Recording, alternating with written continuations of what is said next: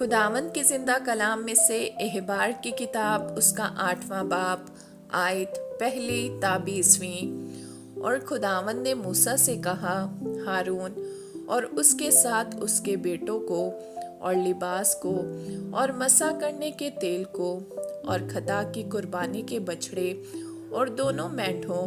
اور بے خمیری روٹیوں کی ٹوکری کو لے اور ساری جماعت کو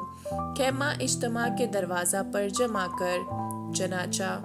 موسیٰ نے خداوند کے حکم کے مطابق عمل کیا اور ساری جماعت خیمہ اجتماع کے دروازہ پر جمع ہوئی۔ تب موسیٰ نے جماعت سے کہا، یہ وہ کام ہے جس کے کرنے کا حکم خداوند نے دیا ہے۔ پھر موسیٰ ہارون اور اس کے بیٹوں کو آگے لایا اور ان کو پانی سے غسل دلایا اور اس کو کرتا پہنا کر اس پر کمر بند لپیٹا اور اس کو جبہ پہنا کر اس پر افود لگایا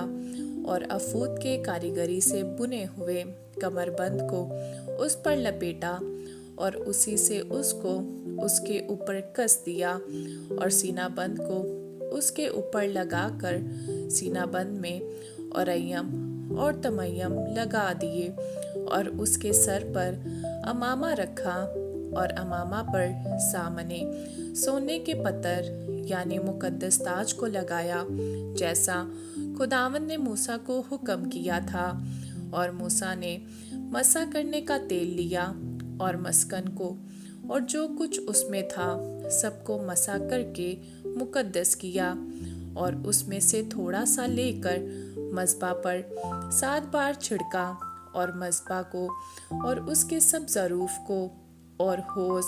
اور اس کی کرسی کو مسح کیا تاکہ انہیں مقدس کرے، اور مسح کرنے کے تیل میں سے تھوڑا سا ہارون کے سر پر ڈالا اور اسے مسح کیا تاکہ وہ مقدس ہو۔ پھر موسیٰ ہارون کے بیٹوں کو آگے لایا اور ان کو کرتے پہنائے اور ان پر کمر بند لپیٹے